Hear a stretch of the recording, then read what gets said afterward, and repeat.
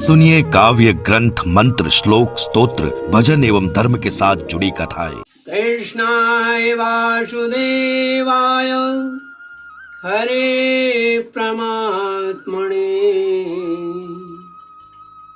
प्रमुत कृष्णाशाय गोविंदाय नमो नमः। नमो विवृद्ध क्षत्वाय पुरुषाय महीयसे यो ब्रह्मचत्रिमाविश्य विवर्तितं स्वतेजसा विवर्तितं स्वतेजसा।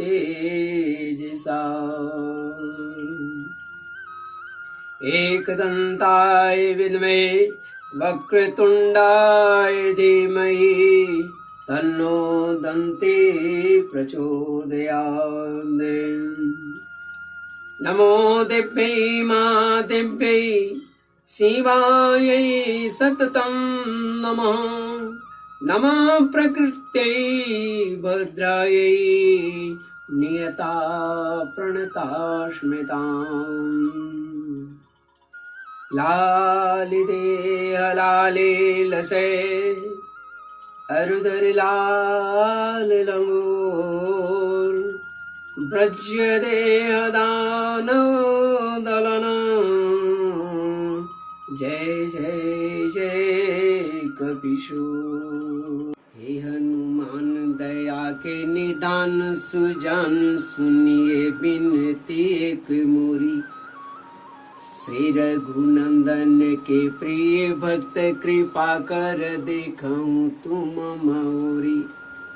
श्री नारायण चरित्र चह कछु भाखन श्रीमद भागवत चरित्र चह कछु भाखन कीज सहाय कृपा निधि मोरी। अवदास निराश पुकार करे करुणा करी आवहूं तू बर जोरी। बोलिए श्री लक्ष्मी नारायण भगवान की जय। राजा रामचंद्र की जय।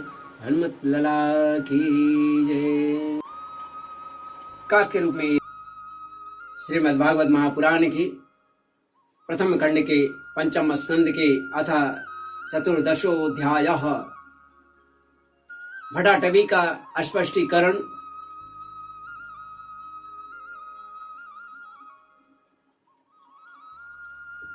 पाठ आज मैं आरंभ करने जा रहा हूं हिंदी में।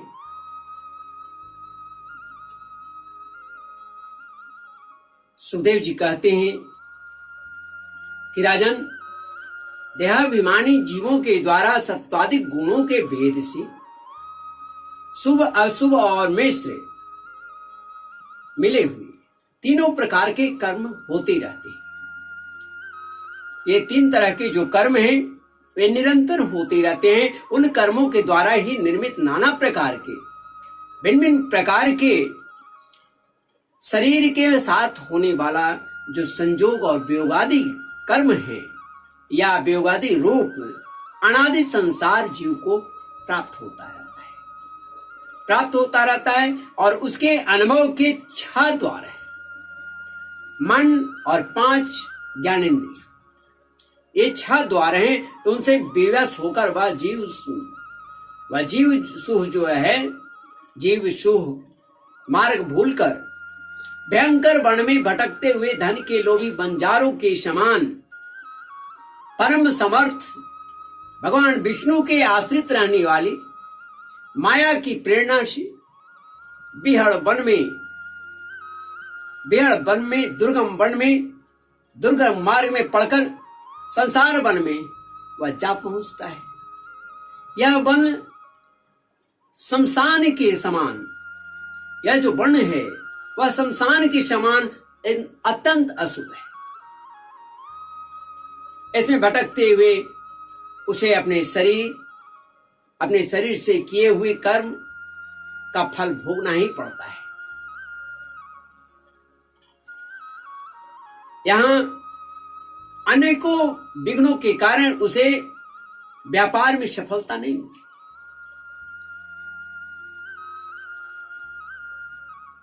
फिर भी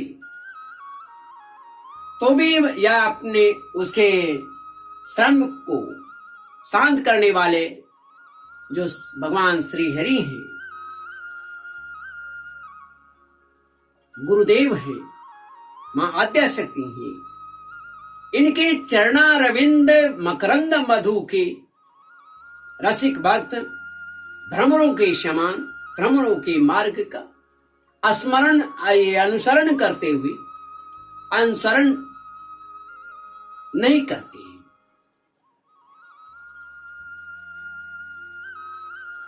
जो रसिक हैं, जो श्री हरि के चरणों में ही अनन्य प्रेम रखते हैं, तो उनका वे अनुसरण नहीं करते हैं और इसी से दुखमय इस संसार में पड़े रहते हैं। कुकर सुकरादि की तरह वह जीवन यापन करते हैं। कामातुर मन लिए, शरीर लिए वे भटकते रहते हैं। इस संसार वन में ये जो मन सहित 6 इंद्रियां हैं, ये मन सहित जो 6 इंद्रियां हैं, अपने कर्मों की दृष्टि से डाकुओं की समान है। पुरुष बहुत सा कष्ट उठाकर जो धन कमाता है, उसका उपयोग धर्म में होना चाहिए। वही धर्म यदि साक्षात भगवान श्री हरि के, भगवान परम पुरुष की आराधना के रूप में होता है, तो उसे परलोक प्राप्त होता है। परलोक में श्री श्रेयस्कर, श्रेयस हेतु बतलाया गया है। किंतु जिस मनुष्य का बुद्धि रूप सारथी विवेकहीन होता है और मन बस में जिसका नहीं होता, उसके उस धर्मोपयोगी धन को मन सहित ये 6 जो डाकू हैं, ये लूट लेते हैं। आई 6 इंद्रियां, 6 डाकू कौन कौन? देखना, स्पर्श करना, सुनना, स्वाद लेना, सूंघना, संकल्प विकल्प करना। एक तरह के डाकू है, अदृश्य डाकू है। तो संकल्प विकल्प करना और निश्चय करना, इन वृत्तियों के द्वारा गृहस्थोचित जो विषय भोगों में फंसाकर उसी प्रकार लूट लेती है, जिस प्रकार बेईमान मुखिया का अनुगमन करने पर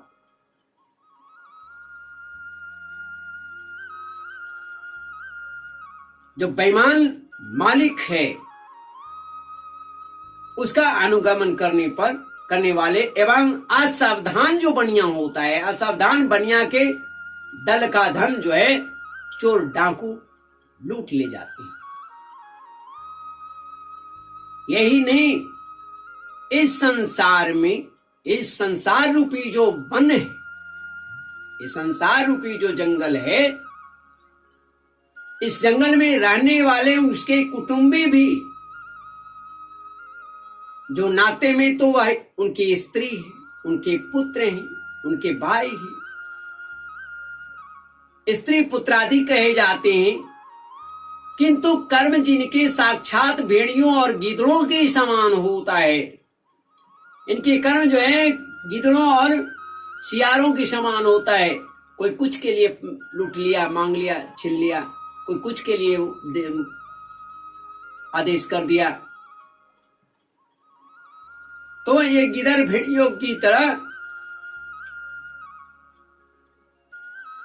ये कमा के लाए हुए लोगों का,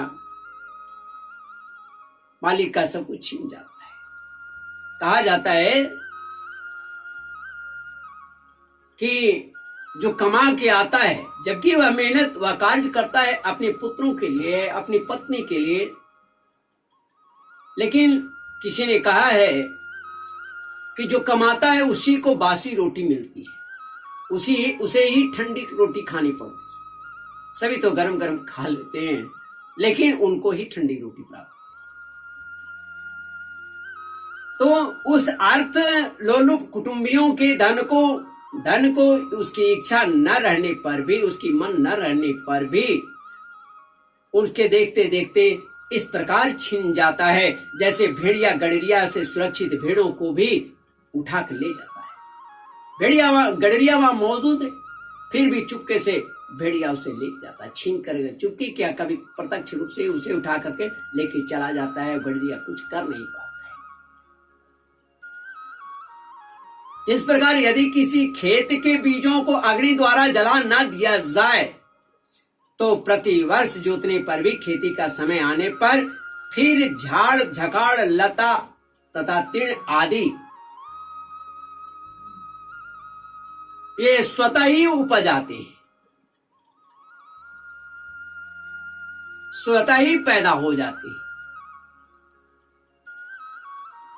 उसी प्रकार यह गृहस्थ आश्रम भी कर्म भूमि है। ये जो गृहस्थ आश्रम है यह कर्म भूमि है, और इसमें भी कर्मों का सर्वथा उच्छेद कभी नहीं होता, क्योंकि यह कर्म, यह घर जो है कामनाओं का पिटारी है। उस गृहस्थाश्रम में आसक्त हुए व्यक्ति के धन रूप बाहरी प्राणों को डांसा जिसको कहते हैं दैत्य, और मच्छरों के समान नीच पुरुषों से तथा टिड्डी, पक्षी, चोर और चूहे आदि से नुकसान पहुंचता रहता है, क्षति पहुंचता रहता है।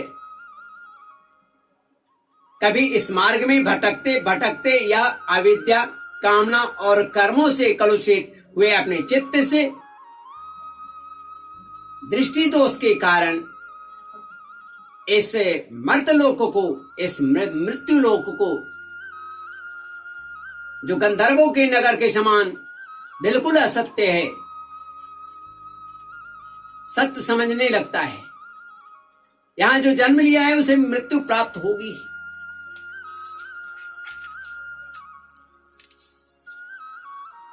फिर खान पान और स्त्री प्रसंगादि व्यसनों में फंसकर मृग तृष्णा के समान मिथ्या विषयों की ओर वह निरंतर दौड़ता है। कभी बुद्धि के रजोगुण से प्रभावित होकर सारे अनर्थों का जड़ अग्नि के मल रूप सोने को ही सुख का साधन समझकर उसे पाने के लिए वह ललायित हो इधर उधर दौड़ लगाता है, दौड़ धूप करने लगता है। जैसे वन में जाड़े से ठिठुरता हुआ पुरुष अग्नि के लिए व्याकुल होकर के उन्मुख पिशाच की, यानी जिसको देहात में लोग अगिया बेताल भी कहते हैं, तो अगिया बेताल उसको देहात में लोग कहते हैं, तो उन्मुख पिशाच की और उसे आग समझकर दौड़े। कभी शरीर को जीवित रखने वाले घर, अन्न, जल और धन आदि में अभिनिवेश करके इस संसारारण्य में इधर उधर दौड़ धूप करता है। कभी बवंडर के समान आंखों में धूल झोंक देने वाली जो स्त्री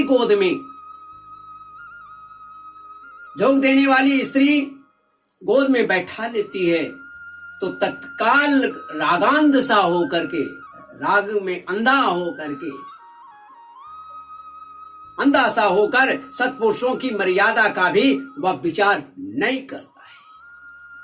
समय बेसमय कुसमय वो फिर नहीं दिखता है। उस समय नेत्रों में रजोगुण की धूल भर जाने से बुद्धि मलिन हो जाती है, बुद्धि ढक जाती है। धूल से भर जाने से बुद्धि ऐसी मलिन हो जाती है कि अपने कर्मों के साक्षी दिशाओं के देवता को भी वह भुला देता है। उस समय के देवता को लोग भूल जाता है। यहाँ पर मुझे क्या दंड प्राप्त होगा इसका भी होश नहीं रहता।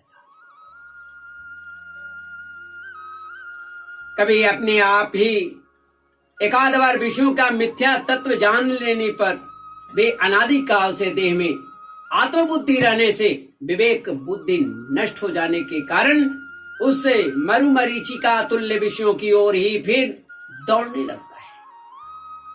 कभी प्रत्यक्ष शब्द करने वाले उल्लू के समान शत्रुओं की ओर, परोक्ष रूप से बोलने वाले झिंगुर के समान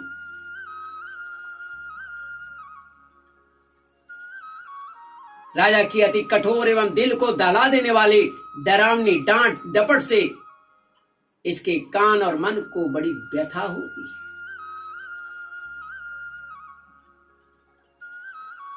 पूर्व पुण्य छिन्न हो जाने पर यह जीवित ही मुर्दे के समान हो जाता है।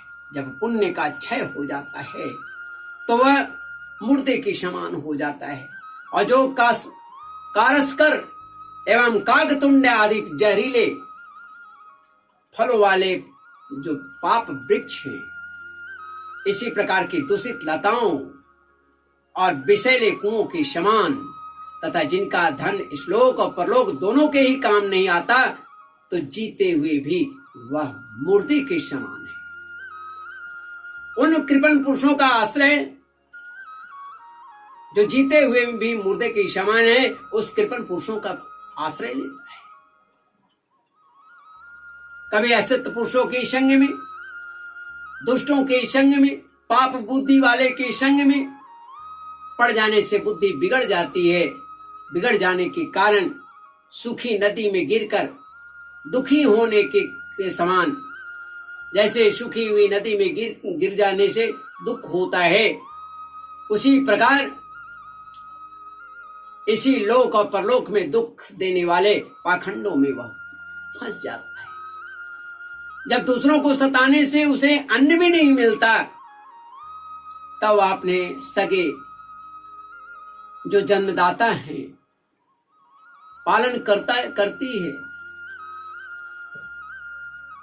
अपने ही माता पिता, सगे पिता पुत्रों को अथवा पिता या पुत्र आदि का एक तिनका भी जिनके पास देखता है, उसको फाड़ कर खाने का प्रयास करता है, फाड़ कर खाने के लिए तैयार हो जाता है, जबकि उसका अपना सगा है।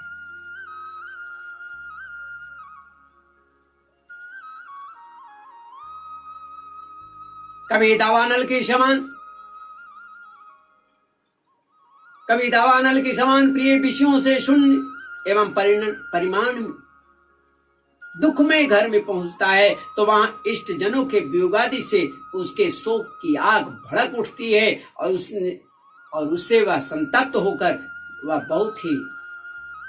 वह मन से खिन्न हो जाता है। कभी काल के समान भयंकर राजकुल रूप राक्षस इसके परम प्रिय धन रूप प्राणों को भी हर लेता है।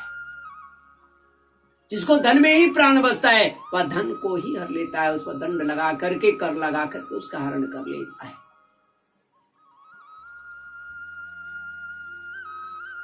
तो कभी काल के समान भयंकर राजकुल रूप राक्षस इसके परम प्रिय धन रूप प्राणों को हर लेता है, तो यह मरे हुए के समान, मुर्दे के समान सोख कर निर्जीव हो जाता है, शोकाकुल हो जाता है। कभी मनोरथ के पदार्थों के समान अत्यंत असत्य पिता पितामह आदि संबंधों को सत्य समझकर उनके सहवास से स्वप्न के समान क्षणिक सुख का अनुभव करता है।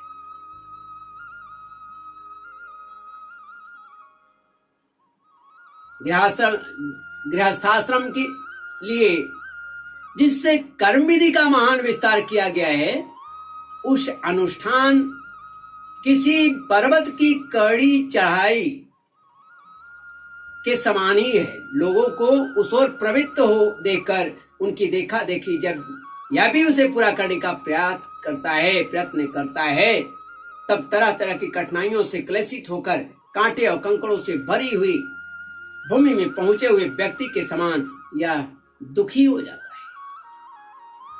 कभी पेट की असह्य ज्वाला से दुखी होता है, अधीर हो जाता है, अधीर होकर के अपने कुटुंब पर ही बिगड़ने लगता है।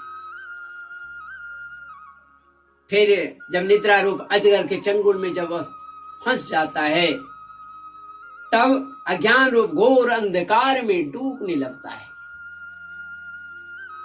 और अंधकार में डूबकर सुने वन में फेंके हुए मुर्दे के समान वह सोया रहता है, पड़ा रहता है। उस समय इसे किसी बात का सुध ही नहीं रहता, होश नहीं रहता है। कभी दुर्जन रूप